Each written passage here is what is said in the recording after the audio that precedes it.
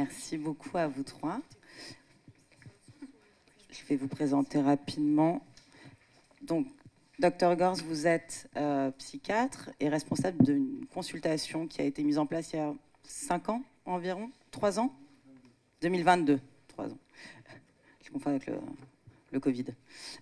Qui est donc dédiée aux psychopathologies du travail. Sébastien Schlecomte, vous êtes psychologue dans cette consultation. Donc vous allez pouvoir nous en parler. Je présente juste Aline Fessal également, qui est responsable sécurité QVT NJ B2C France et qui nous parlera aussi de ce que vous mettez en place, vous, en termes de prévention. Dr Gors, Sébastien Schlecomte, qu'est-ce que la consultation étape exactement?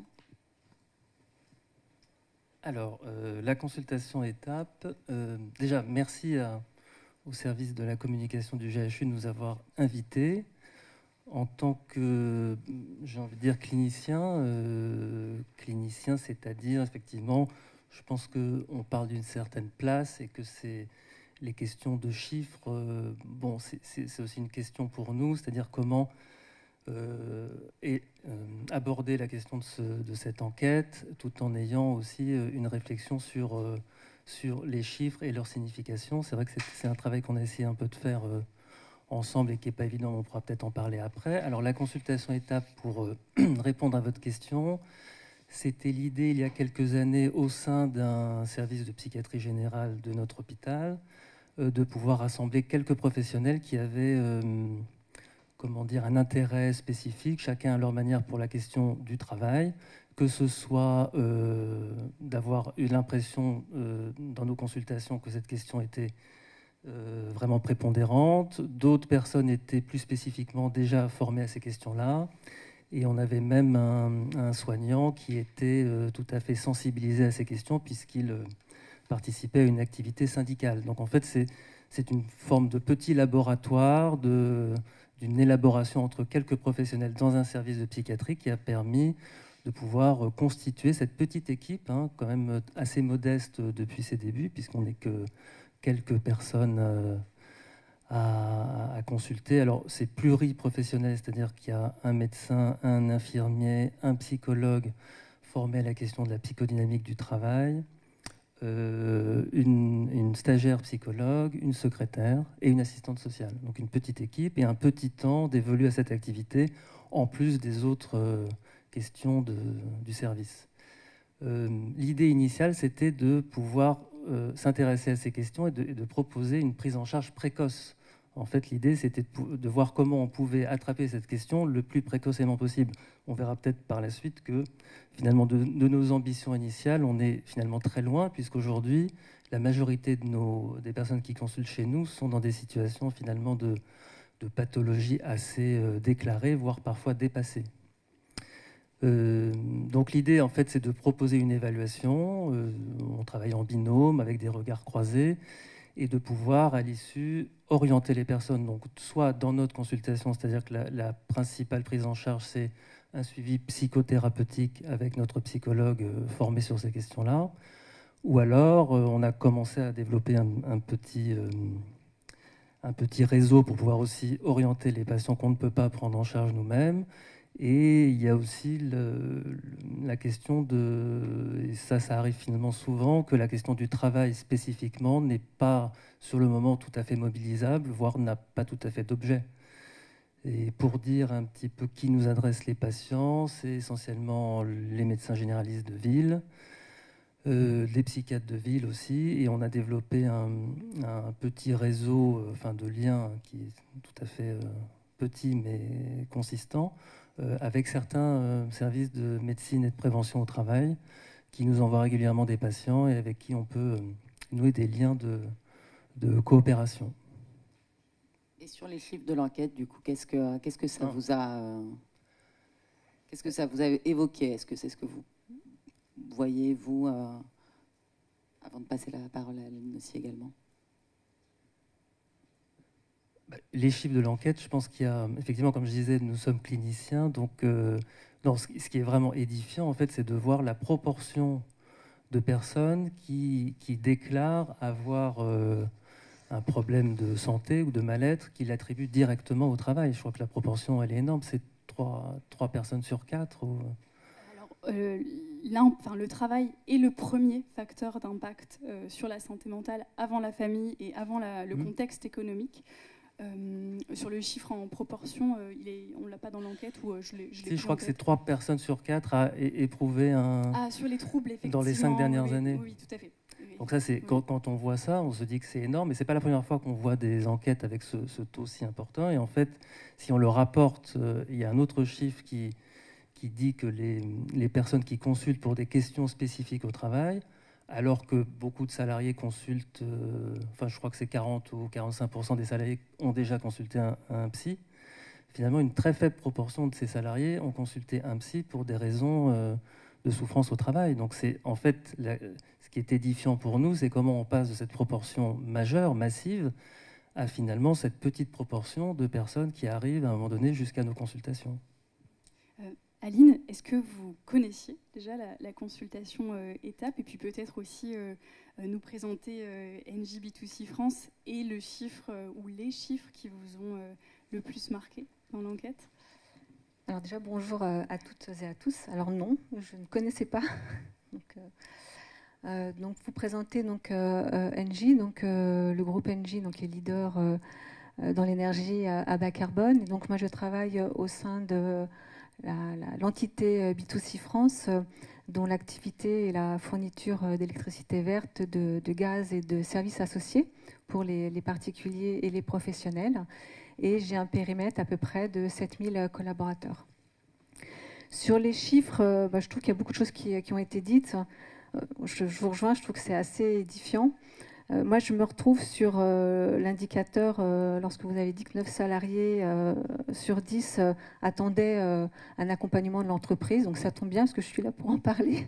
Et voilà, au sein du groupe Engine, on est très engagé sur la santé-sécurité. Ça fait partie de l'ADN du groupe, donc j'en parlerai un peu plus tard.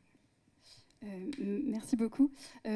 Si on continue avec le parallèle terrain et ce que nous dit l'enquête, notamment sur les populations, en termes de populations les plus représentées dans la consultation, est-ce qu'on a plus de femmes?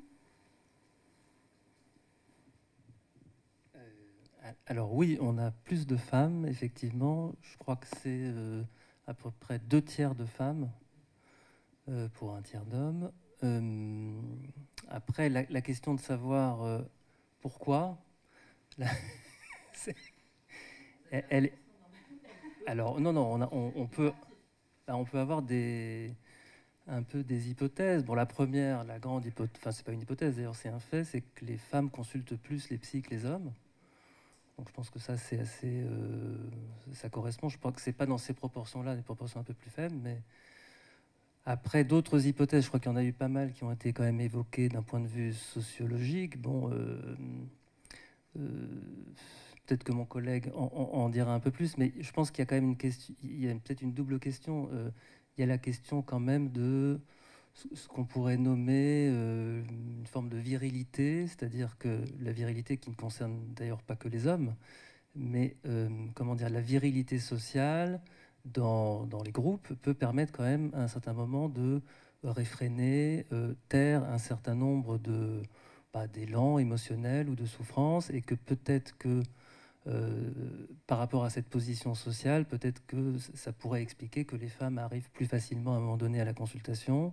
Une autre question qui est importante, je pense, qui a été développée par la psychodynamique du travail, c'est que il y aurait peut-être quelques savoir-faire qui seraient plus du côté féminin, entre guillemets, et que ces savoir-faire souffriraient dans le monde du travail d'une forme un peu de déni, de reconnaissance.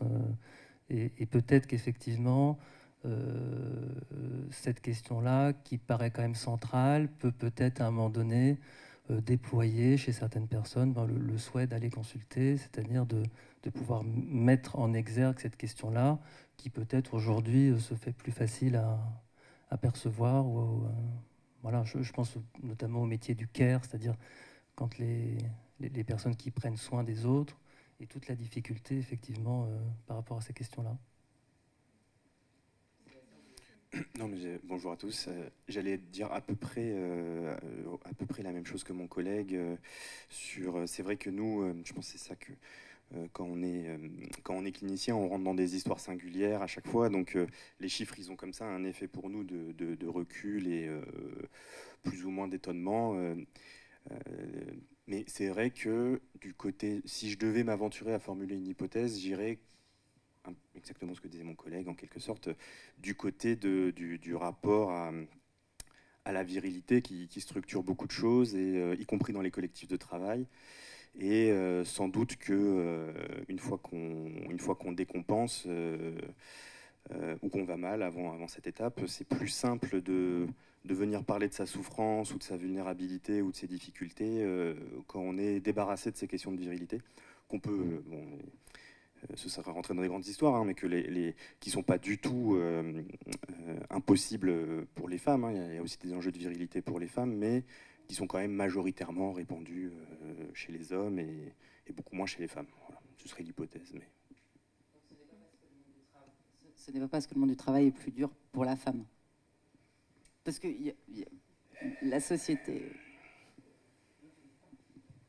Il y a toutes les raisons qui ont été avancées tout à l'heure du rapport entre vie domestique et vie professionnelle qui est sans aucun...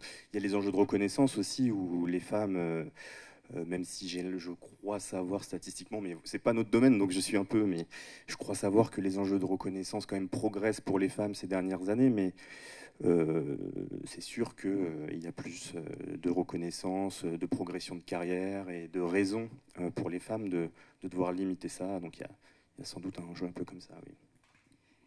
Et on parlait tout à l'heure des stratégies de distanciation du travail, notamment chez les plus jeunes salariés. Est-ce que sur les populations plus jeunes, vous voyez quelque chose en particulier dans la consultation, peut-être un discours sur la santé mentale qui est différent de celui des plus âgés ? Je vais vous dire, j'ai regardé les chiffres, nos chiffres, que j'ai essayé un petit peu de faire. On a 0 patient en dessous de 25 ans. Et on a une faible proportion, on a 15% à peu près de la consultation entre 15 et 35. L'énorme majorité se situe autour de 45 ans. Donc effectivement, le recul sur les jeunes, on l'a pas tellement.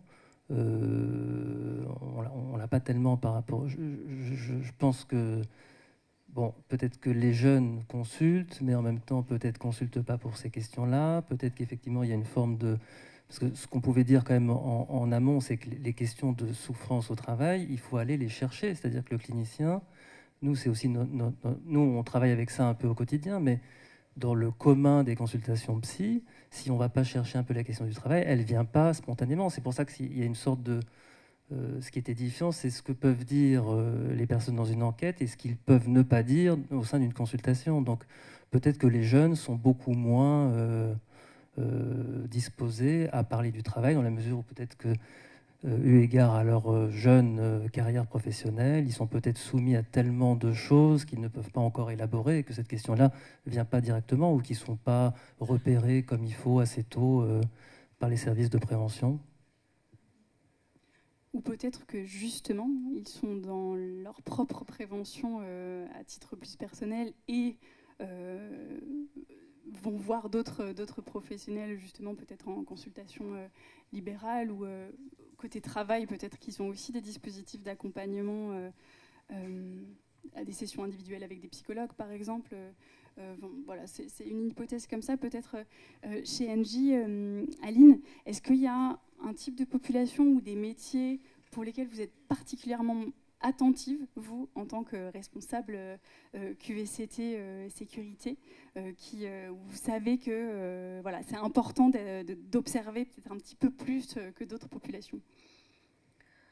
Aujourd'hui, en fait, sur B2C France, en fait, on est attentif à tous les métiers. On a des profils assez différents. On a des techniciens, on a des conseillers clientèle, on a des fonctions support, des fonctions transverses, marketing, IT. Et l'ensemble des risques que l'on couvre, en fait, on le couvre pour l'ensemble de cette population. Okay. Et qu'ils soient hommes ou femmes. Heureusement, je vais dire. Oui. Et est-ce que alors une organisation comme celle d'Engie, j'imagine qu'elle présente des risques spécifiques, alors peut-être même au-delà des risques psychosociaux, des risques santé tout court. Peut-être vous pouvez nous en dire un petit peu plus sur, même lié au contexte, qu'est-ce qui est le plus prégnant en termes de risques? Est-ce qu'il y a des RPS justement qui seraient associés au contexte chez Engie, ou pas du tout peut-être? Alors les risques associés sont divers et variés puisqu'on a un grand groupe industriel. Hein. Donc on peut aller des risques d'espace confiné, habilitation électrique, entre autres. En tout cas pour B2C France, les RPS font partie des risques majeurs de notre entité. On en a 4 qui sont identifiés avec les membres de la direction et les RPS sont intégrés. Et quels sont les 4 justement risques identifiés, RPS? Alors vous avez les risques de plein pied, vous avez la sécurité routière, le risque électrique et vous avez après la santé mentale. Ok, enfin, les RPS. donc la santé mentale. Donc le risque psychosocial est un risque parmi les 4 risques de votre dispositif plus global de prévention des risques.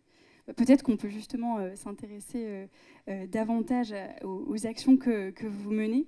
Donc tout à l'heure, on a parlé de dispositifs d'urgence que vous avez aussi chez Engie, mais une des particularités, et c'est aussi pour ça qu'on vous a invité, c'est que vous investissez énormément la prévention primaire. Peut-être faire un rappel, j'imagine que vous êtes quand même assez sensibilisé à cette question dans la salle, mais l'OMS identifie prévention primaire, prévention secondaire, prévention tertiaire. La prévention primaire, on est vraiment sur le volet organisationnel et sur la sensibilisation pour éviter l'apparition des risques. Donc ça peut se faire sur les risques psychosociaux avec des formations, une déstigmatisation plus large. Secondaire, on va être plutôt sur le collectif et l'individuel avec aussi de la formation, mais surtout de l'outillage pour essayer, quand le risque apparaît, que la personne à son niveau puisse aussi s'en prémunir et gérer ce risque-là avec le moins de conséquences possibles. Et puis sur le tertiaire, on est dans la crise quand le risque n'a pas été évité. Mais du coup, chez Engie, si on se concentre sur la prévention primaire et secondaire, peut-être Aline, vous pouvez nous dire un peu ce que vous faites et je trouve certains dispositifs qui méritent, qui sont très très inspirants pour d'autres entreprises, pour l'hôpital certainement aussi. Alors, on a en 2021, je vais juste un peu chronologiquement pour voir vous dire un peu où on en est aujourd'hui, en espérant que ça vous inspire. En 2021, on a créé une démarche en fait qu'on a appelée Pacte pour prévenir, alerter, conduire, traiter, qu'on a co-construite avec nos DRH, avec la médecine du travail, nos organisations syndicales, nos référents santé-sécurité, dont l'enjeu était de travailler sur la partie préventive, donc le P, vous l'avez compris. Et à ce titre-là, on a déployé un certain nombre d'initiatives. Alors, on parlait tout à l'heure d'enquêtes. Hein, donc, dès 2021, accéléré par la crise sanitaire, on a mis en place des enquêtes mensuelles qui perdurent aujourd'hui à l'ensemble de nos collaborateurs, hein, donc auprès des 7000 collaborateurs dont je vous ai parlé, sur la base de 3 questions récurrentes, avec des analyses qui sont faites tous les mois et portées auprès de la direction, puis redescendues dans la ligne managériale pour plan d'action. On a fait un partenariat avec Mocacare en 2021, qui perdure aujourd'hui, un partenariat de qualité. Vraiment, j'en profite pour remercier Moca pour son invitation et la qualité de la prestation. Et dans le cadre de ce partenariat, on offre à tous nos collaborateurs un suivi individuel. Ils peuvent bénéficier de 5 séances en fait, d'accompagnement avec un praticien de leur choix. On a également en 2021 formé tous nos managers. Professeur, tout à l'heure, en parlait. C'est important, former tous nos managers, plus de 250 managers. Et on a de nouveau continué cette formation fin 2023 auprès du top management avec un organisme, on en parlait tout à l'heure, Noémie Guérin, donc de santé du dirigeant. Sur 2024, parce que voilà, un dispositif, ça vit dans le temps, hein, il faut être toujours en action continue pour pouvoir avancer sur la thématique et encore une fois répondre aux enjeux de la prévention primaire. On a créé un support de qualité de vie au travail. C'est un support en fait, sur les fondamentaux des RPS qui permet aux managers de réaliser un quart d'heure QVCT, on appelle ça chez nous dans notre jargon, qui permet aux managers en équipe de parler avec ses collaborateurs du sujet. Donc c'est autoporteur. Ils peuvent parler ensemble de définition des fameux facteurs de stress, des acteurs internes, des acteurs de la prévention. Donc ça marche très bien. Aujourd'hui, c'est un support qui est sur une plateforme, donc on peut voir, nous suivre les connexions. Donc c'est très apprécié. Et puis Pauline en parlait tout à l'heure. Alors c'est pas exhaustif la liste, mais bon, c'était vraiment les actions phares. Sur 2024, on a lancé une communauté de capteurs terrain. Cette communauté de capteurs terrain, l'objectif, toujours à titre préventif, on a ouvert une campagne en fait de recrutement auprès de nos salariés volontaires pour qu'ils puissent être à l'écoute en fait du terrain. Donc par capteur terrain, ils sont à proximité des équipes. Je vous l'ai pas dit, mais en fait B2C France, on est sur toute la France. On a un certain nombre d'agences et de sites, et c'est toute la difficulté justement dans le risque psychosocial d'être en proximité. Moi, je suis au siège, je suis référente RPS, mais je n'ai pas cette proximité qu'ils ont, et je m'appuie sur ces capteurs terrain, donc salariés volontaires, qui ont un rôle à la fois de veille, de détection de signaux faibles, d'alerte. Ils doivent m'alerter lorsqu'ils voient des situations qui commencent à un peu dégénérer au sein des équipes. Ils ont également un rôle d'écoute, puisqu'ils vont être à écoute active, puisqu'ils vont être au cœur des équipes. Et puis, ils ont un rôle d'orientation vers les acteurs de la prévention. Ils ne doivent pas, en fait, traiter les problématiques. C'était un point qui était important lors de cette campagne. Parce que voilà, on l'a dit, c'est des experts qui doivent traiter ces problématiques, et on ne souhaitait pas les mettre en risque par rapport à ce nouveau rôle. Et cette communauté, en fait, on essaie de la faire vivre avec ma collègue Avril Lefebvre, ici présente, avec des rendez-vous réguliers. Donc déjà, ils ont été formés une journée, toujours avec Noémie Guérin. Après, on a lancé un kick-off en octobre. On a des comités réguliers avec eux où on leur balaye un certain nombre d'indicateurs, dont les connexions MOCA. On leur permet aussi de profiter de thématiques internes sur les process éthiques ou encore toute la campagne qu'on peut mener autour du handicap. Et puis, on a avec eux des rendez-vous aussi thématiques sur l'écoute active, des rencontres avec les collaborateurs qu'on organise sur les sites. Voilà, l'objectif, c'est vraiment de les faire monter en compétences, parce que c'est un peu récent. Ils sont 25 aujourd'hui.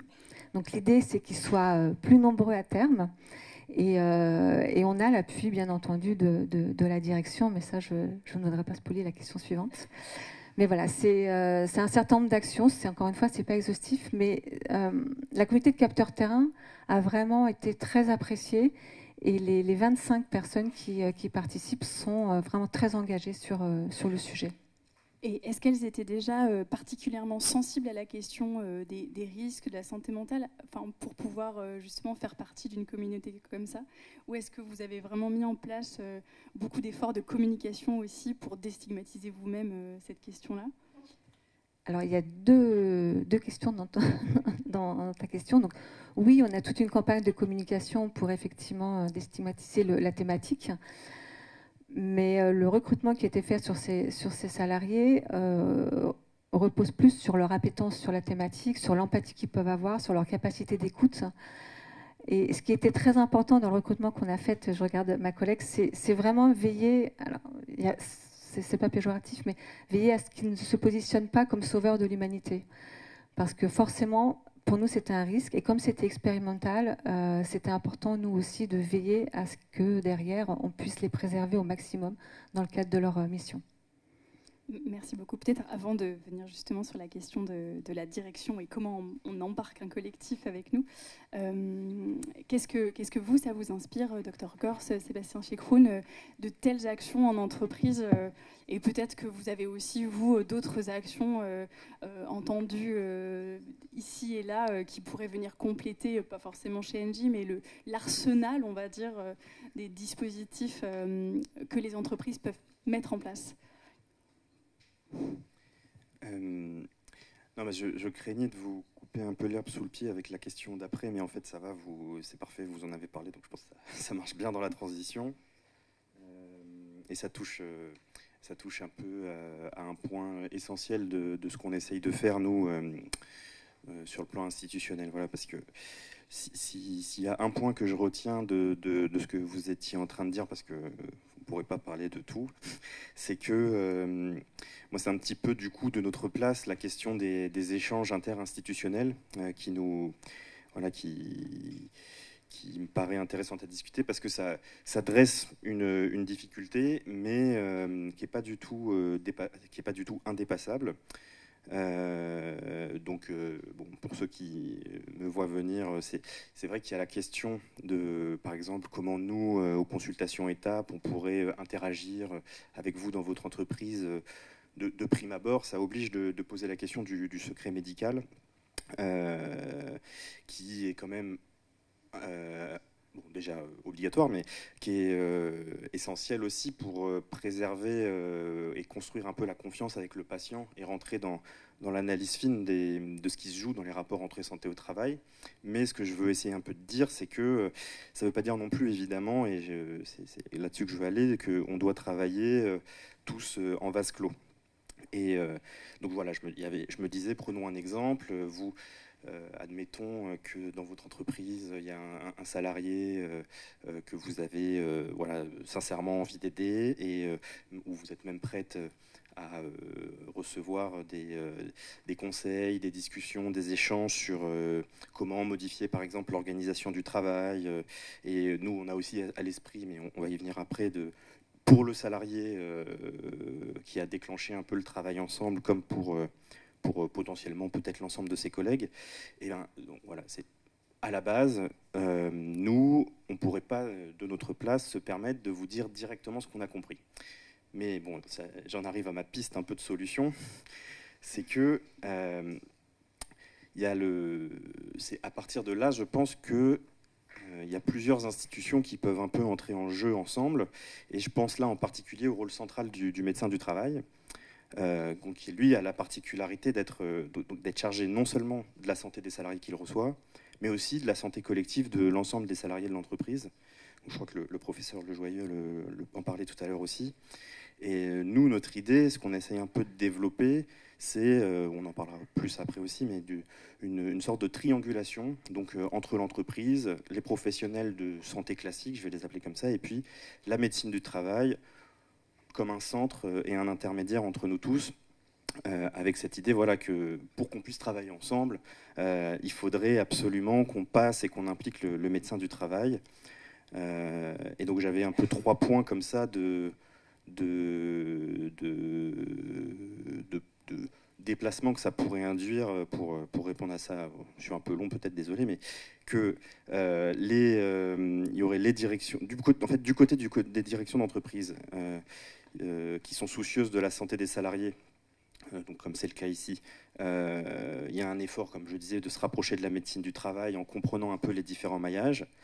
Du côté des soignants de la médecine du travail, il y aurait l'idée peut-être qu'ils s'approprient ce rôle d'intermédiaire, d'aller-retour entre différents acteurs, et peut-être qu'ils puissent venir nous mobiliser la psychiatrie, la médecine de ville, pas uniquement, même si ça reste essentiel, pour orienter leurs patients une fois malades, mais aussi peut-être pour essayer de créer une coopération, un peu une co-construction entre eux et nous, de la compréhension des enjeux de santé et de travail, pour qu'ils puissent ensuite retourner vers l'entreprise.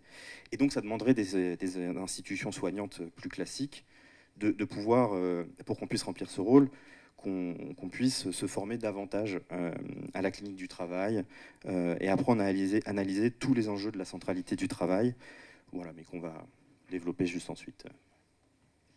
Merci beaucoup Sébastien pour toutes ces pistes. Peut-être Aline, une réaction sur ces propositions de rapprochement de la consultation et du monde du travail, et peut-être une question qui vient juste après, c'est toujours dans cette coopération avec d'autres acteurs, peut-être même avant même d'aller sur les acteurs partenaires, comme l'hôpital peut être partenaire de l'entreprise, comment dans l'entreprise on peut aussi aller déjà convaincre que la prévention est indispensable.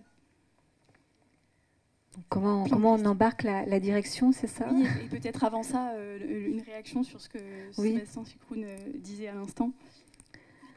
C'est la question suivante. Donc effectivement, je vous rassure, on travaille avec la médecine du travail, et heureusement parce qu'on a besoin d'eux. On y travaille à plusieurs niveaux. On a mis en place, par exemple, toujours sur 2024, des comités de suivi RPS dans lesquels on intègre la médecine du travail et les DRH, donc auxquels je participe également, où on passe en fait en revue les situations, justement pour pouvoir engager des plans d'action et également pour pouvoir leur partager des éventuelles actualités sur nos organisations qui potentiellement pourraient avoir un impact sur les salariés. On travaille avec la médecine du travail dans le cadre de toutes nos instances représentatives du personnel, puisqu'elles participent à tous nos CSSCT et CSE. Et on a également un psychologue au sein d'Engie sur lequel on peut s'appuyer. Et bien entendu, tout ça en toute confidentialité sur les problèmes qu'ils peuvent rencontrer. Mais on travaille vraiment en collaboration avec la médecine du travail. On a des très très bons rapports. Merci Aline.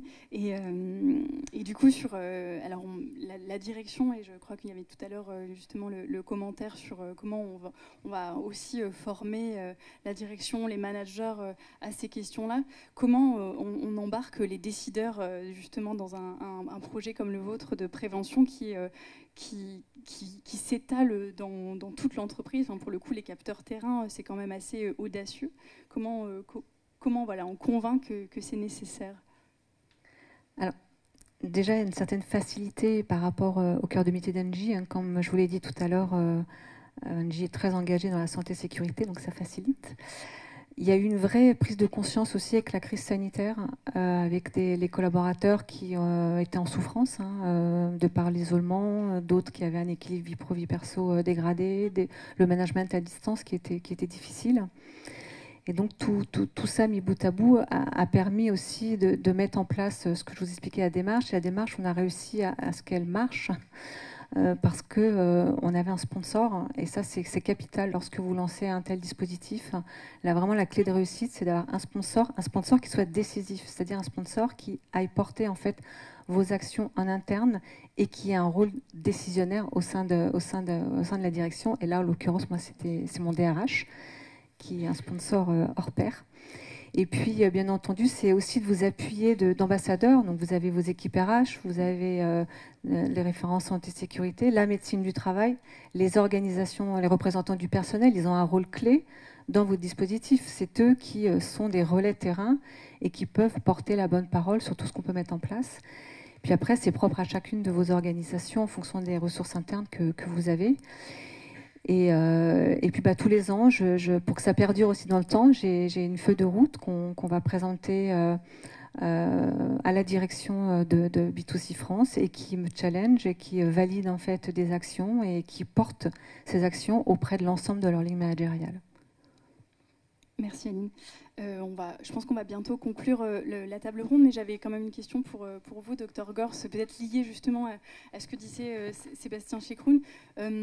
Comment l'hôpital peut, alors peut-être que vous n'avez pas forcément toutes les réponses, mais des pistes de réponse, comment l'hôpital et le monde de la santé, plus largement, peut travailler plus conjointement avec le monde de l'entreprise pour aller justement améliorer, renforcer le travail de prévention primaire pour que justement les situations que vous gérez soient moins finalement dans de la gestion des dégâts, quoi.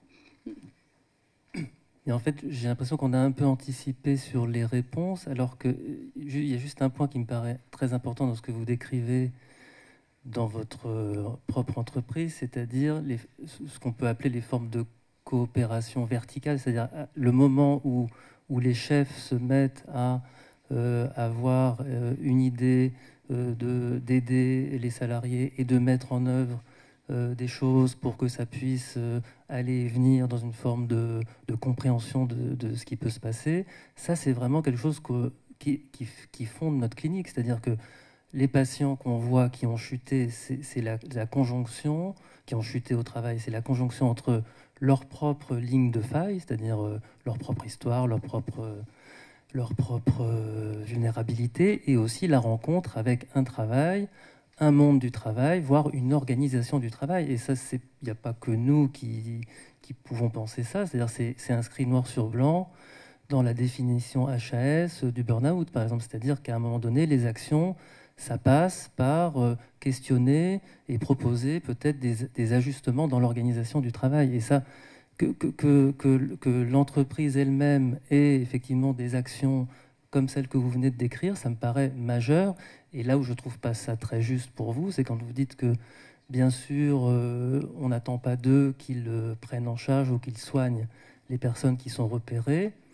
Bah, finalement, est-ce que ce processus-là en lui-même, c'est-à-dire cette organisation que vous faites, n'est pas susceptible de proposer une forme d'écoute, d'apaisement en elle-même? Vous voyez, c'est peut-être, indirectement, c'est avant que la personne puisse aller après consulter à l'extérieur. C'est-à-dire qu'il y a sans doute quelque chose qui s'organise dans l'entreprise elle-même, qui est une forme déjà de réponse, malgré vous, à la question de la souffrance qui est en train de se déployer. Donc c'est juste pour insister là-dessus, et qu'effectivement, pour répondre à la question, les formes de coopération entre les différents services qui ont été décrits, notamment les consultations spécialisées, ça pourrait être par exemple une forme d'aller-retour, c'est-à-dire compréhension de ce qui concerne la singularité de la personne, avec le respect effectivement du secret, tout ce qu'on veut, et pouvoir restituer quelque chose éventuellement à l'entreprise par le biais de choses peut-être de dispositifs peut-être à penser, à réfléchir, renvoyer quelque chose à l'entreprise sur la question peut-être spécifique de l'organisation, de ce qui peut éventuellement poser question, de ce qui pourrait éventuellement bouger à un moment donné. Vous voyez, c'est la question du collectif en fait de travail qui peut être tout à fait questionné par le biais de la singularité de nos consultations. Merci. Peut-être concluons cette table ronde avec une dernière question, peut-être plus projective, on va dire, en cette année de... Pardon, je vous donne la parole juste après, monsieur. Année de la grande cause nationale. Si on se projette dans un an, qu'est-ce qui vous fera dire, les uns et les autres, qu'on a vraiment avancé sur le sujet, donc même concrètement ou avec des actions, peut-être Sébastien?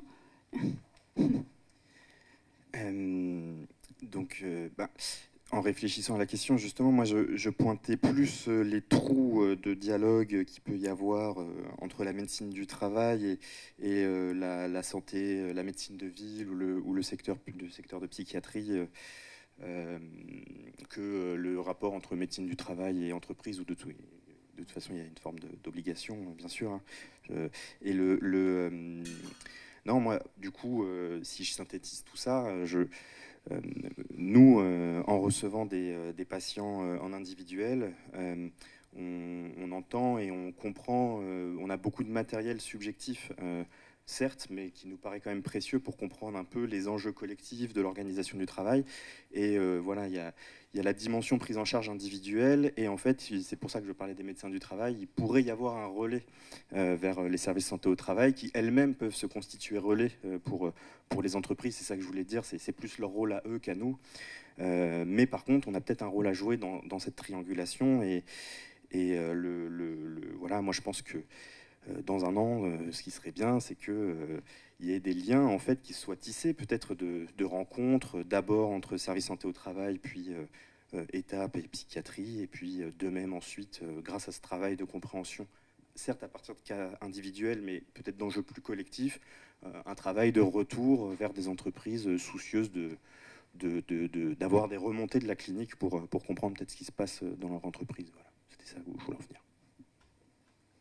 Pour moi, par le prisme de notre consultation, ce serait bien que dans un an, on reçoive des personnes moins malades, finalement moins malades du travail, entre guillemets. C'est-à-dire que de notre objectif de prévention initiale, effectivement, on est quand même très loin, puisque même les médecins du travail qui peuvent être tout à fait aguerris à cette question-là, on voit arriver les personnes très tardivement, pour plein de raisons. Et effectivement, c'est comment réduire cet écart entre l'explosion des souffrances et la possibilité de consulter de façon précoce. Aline ? Donc dans un an, je pense qu'on sera toujours autant mobilisés chez NJ, en espérant que certaines entreprises s'inspirent également de nos actions. Mon objectif, c'est que nos salariés, au sens large, se sentent bien et s'expriment librement sur leurs difficultés au travail et le plus en amont possible. Parce que voilà, je vous rejoins aujourd'hui, lorsqu'on traite des situations en urgence, c'est toujours plus coûteux humainement et économiquement. Donc je pense que c'est tous ensemble qu'on peut réussir à avancer dans le bon sens pour nos salariés.